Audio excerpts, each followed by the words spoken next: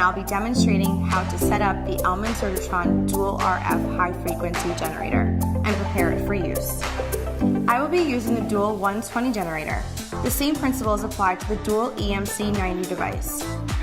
We'll start by connecting the power cord and foot switch cable. Both of these connect to the rear of the device. To connect the foot switch, align the small latch on the foot switch cable connector with the notch at the 9 o'clock position. You will also find the dial for adjusting the volume.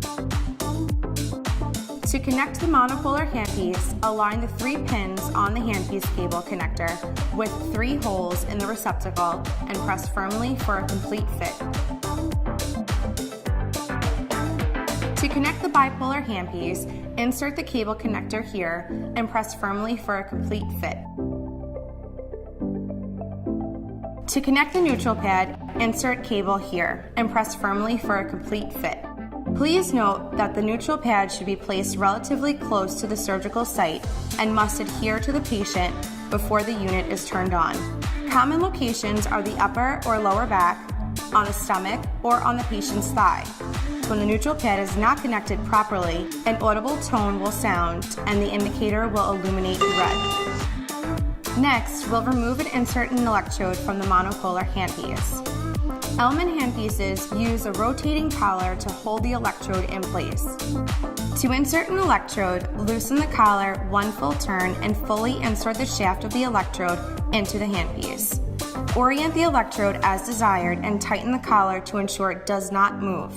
Please note that most electrodes are bendable as well. Next, we'll learn how to set the appropriate energy output. This yellow collection of controls and displays denotes the cutting mode. Within this mode, there are 2 waveforms, cut and blend. These waveforms are selected using the select button. Use this button to toggle back and forth between cut and blend. This yellow indicator light illuminates next to the selected waveform. Once you select a waveform, you set the energy level using these buttons. The same logic applies to the coag mode, which is denoted by the blue controls and displays. With this blue select button, you can toggle between coag, fulgurate, and bipolar waveforms, and their settings are displayed here. Both the fulgurate and bipolar waveforms must be activated using the foot switch. The yellow pedal indicates the waveform selected on the upper LED readout, and the right blue pedal activates the waveform selected on the lower LED readout. Remember, you can tell which waveform is selected by looking at the yellow and blue indicator lights. Before using the generator, it is very important to determine the proper setting that allows you to efficiently cut through the tissue without the electrode dragging or the tissue sparking. The best way to do this is using a piece of beefsteak as a specimen. To familiarize yourself with this process, please get a piece of beefsteak and follow along using your own generator. So let's begin by looking at the 2 problems you will encounter if the settings are not right. Firstly, a dragging electrode indicates the power is too low. To experience tissue drag, lower the setting to a very low level of 3 and try to cut through the beefsteak. You will feel tugging and pulling on the tissue and see tissue getting stuck to the wire electrode. The second problem is when the power is too high. This causes tissue sparking. To experience tissue sparking, raise the setting to a very high level of 50 and try to cut through the beefsteak. The electrode will cut easily, but you will see the tissue sparking. The ideal power setting is just above tissue drag, between 15 and 20, so it glides through the tissue smoothly and easily with no sparking and no drag. Perfect! It is important to understand that the wire does not use heat to cut. Rather, it works by transmitting different waveforms into the tissue, which in turn cause the tissue to react in different ways, all of which gives you varying amounts of cutting and coagulating effects. I'm using the cut waveform here by pressing this distal yellow button, which allows you to make incisions as easy as this. Notice how pink and raw the tissue remains on the inside. The Surgitron generator produces much less thermal damage, so you don't get any of that charred or burned effect that you may get with traditional low-frequency electrosurgery. There are 2 reasons for this. The first reason is the high frequency. The Surgitron dual RF device operates at 4 MHz. This is 8 times higher than traditional electrosurgical devices, which run at approximately 0.5 MHz. Secondly, the wire does not rely on heat to cut. I can demonstrate this by activating the electrode and going directly from cutting tissue to touching a plastic bag, and it will not melt or burn the plastic. The cut waveform is the most ideal for initial skin incisions where first intention healing is your primary concern.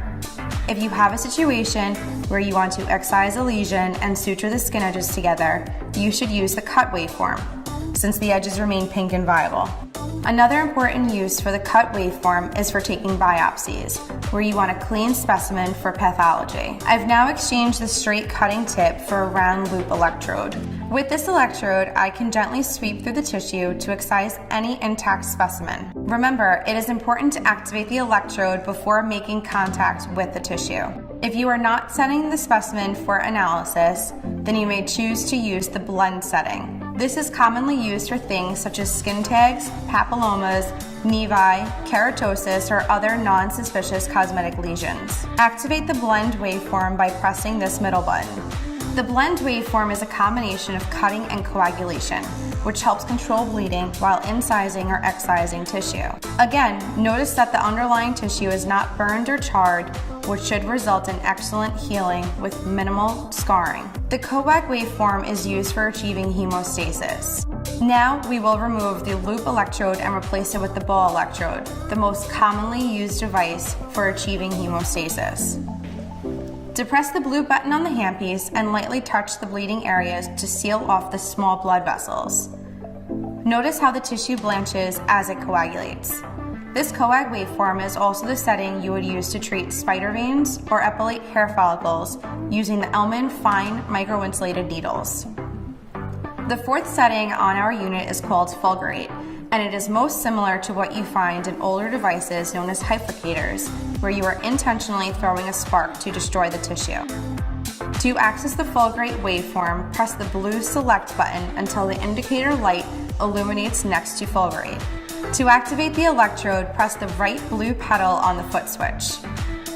As you can see here, the difference is that it does actually blacken, tar, and burn the tissue, as opposed to the other high-frequency waveforms which preserve the surrounding tissue. The last modality on the Surgitron dual RF unit is called bipolar.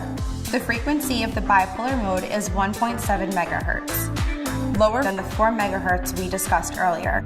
Lower frequencies are better for straight coagulation, which is what the bipolar mode is used for. Use of bipolar forceps require very low energy settings because the current only has to travel from one tip to the other. Thus, you rarely have to go above 3 to 5 on the bipolar setting. Similar to fulgurate, the bipolar waveform can only be activated by using the right blue pedal on the foot switch. This allows you to grab individual bleeders and seal them off. Many users prefer this type of coagulation because it is gentle to surrounding tissue. It is also excellent for wet field coagulation because you can go right into a wet field and effectively seal off bleeders. This completes our setup and demonstration of the Surgitron dual RF generator.